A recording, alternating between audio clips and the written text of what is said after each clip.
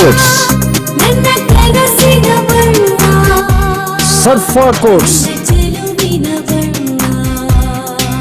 ಸರ್ಫಾ quotes ರವರ ಸುದೀರ್ಘ ಬಾಳಿಕೆಯ ಸುಂದರವೂ ಆದ ಜಲಾಧಾರಿತ ಪರಿಸರ ಸ್ನೇಹಿ ಪೇಂಟ್ಗಳನ್ನೇ ಬಳಸಿ. Sarfa luxury emulsion paint, odourless, low ವಿಒಸಿ,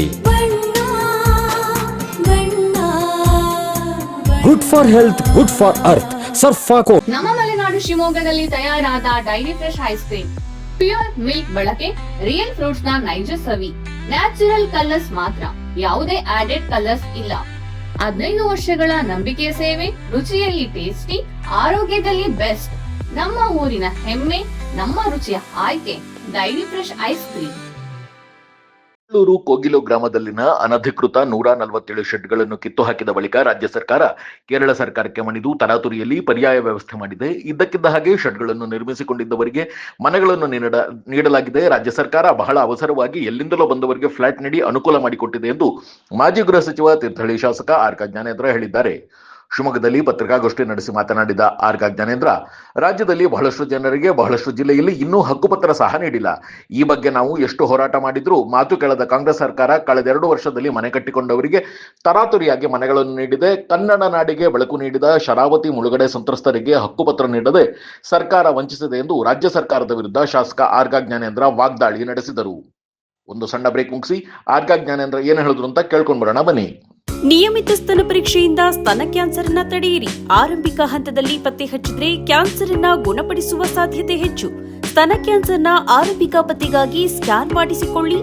ಸಂಪರ್ಕಿಸಿ ನಂಜಪ್ಪ ಆಸ್ಪತ್ರೆ, ಕುವೆಂಪು ರಸ್ತೆ, ಶಿವಮೊಗ್ಗ ಮತ್ತು ಮಾಗನೂರು ಬಸಪ್ಪ ರಸ್ತೆ, ದಾವಣಗೆರೆ.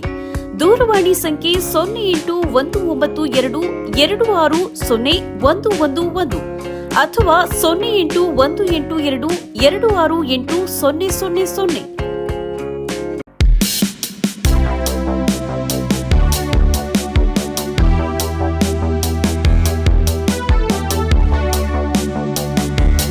ಮೊನ್ನೆ ಬೆಂಗಳೂರಿನಲ್ಲಿ ಗ್ರಾಮಾಂತರ ಕೋಗಿಲು ಗ್ರಾಮದಲ್ಲಿ ಅನಧಿಕೃತವಾಗಿ ನಿರ್ಮಿಸಿರ್ತಕ್ಕಂಥ ಶೆಡ್ಗಳನ್ನು ಸರ್ಕಾರ ಕಿತ್ತಾಕ್ತು. 167 ಶೆಡ್ಗಳು ಮಾಹಿತಿ ಕೊಟ್ಟ ಹಾಗೆ.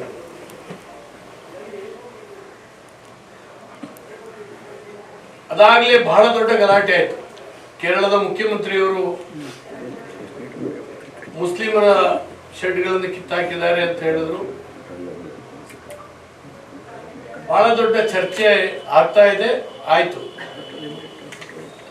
ಸರ್ಕಾರ ಬಹಳ ಗಡಿಬಿಡಿಯಾಗಿ ನಿನ್ನೆ ಬಹುಶಃ 2ನೇ ತಾರೀಕು ಅವರಿಗೆ ಕೂಡಲೇ ಹಕ್ಕುಪತ್ರಗಳನ್ನು ಕೊಡ್ತೇವೆ, ಅವರಿಗೆ ವಾಸ ಮಾಡಲಿಕ್ಕೆ ಯೋಗ್ಯವಾಗಿರ್ತಕ್ಕಂಥ ಪ್ಲಾಟ್ಗಳಿಗೆ ಏನು ಇದಾವೆ ಅದನ್ನು ಕೊಡ್ತೀವಿ ಅಂತ ಹೇಳಿ ತರಾತುರಿನಲ್ಲಿ ಹೇಳಿಕೆಯನ್ನು ಕೊಡುವಂತ ಪ್ರಯತ್ನ ಮಾಡಿದ್ರು. ಎಲ್ಲ ಮಂತ್ರಿಗಳು ಅಲ್ಲಿಗೆ ಹೋಗ್ಬಂದು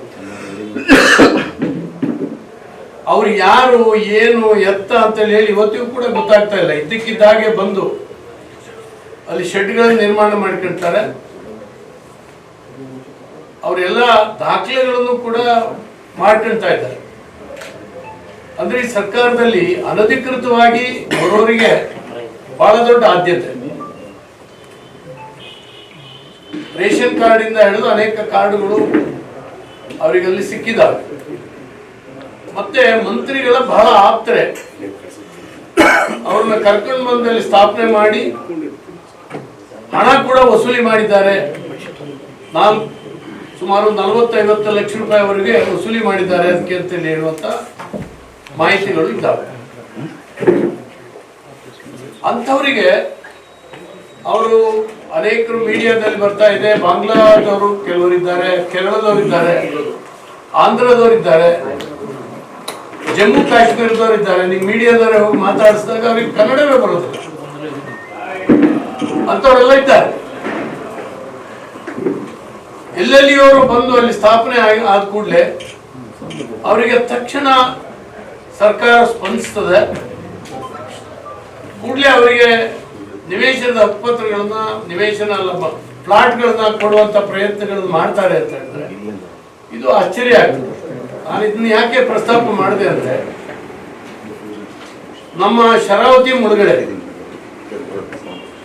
ಅಲ್ಲಿಯ ಸಂತ್ರಸ್ತರಿಗೆ ಇಲ್ಲಿ ಎಲ್ಲ ಕಡೆ ತಂದು ಹಾಕಿ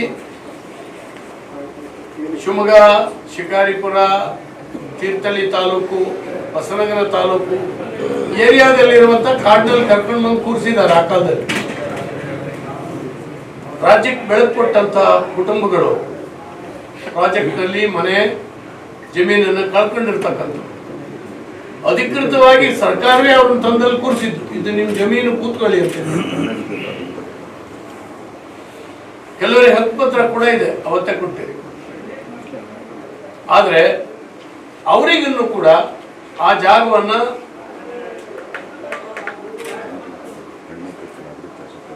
ಮಂಜೂರು ಮಾಡಿ ಅಧಿಕೃತವಾಗಿ ಕೊಡಲಿಲ್ಲ. 2 ವರ್ಷದಲ್ಲಿ ಇಲ್ಲಿ ಮನೆ ಕಟ್ಕೊಂಡಂತ ಕೋಗಿಲು ಜನರಿಗೆ ಹರಿಬೇರಿನಲ್ಲಿ ಪ್ಲಾಟ್ಗಳನ್ನು ಕೊಡ್ಲಿಕ್ಕೆ ಪ್ರಯತ್ನ ಆಗ್ತಾ ಇದೆ. 60 ವರ್ಷದಿಂದ ಬದುಕು ಕಟ್ಕೊಂಡಿರ್ತಕ್ಕಂಥ ನಮ್ಮ ರೈತರಿಗೆ ಇನ್ನೂ ಕೊಡ್ಲಿಲ್ಲ. ಇದೊಂದು ವಿಪರ್ಯಾಸ.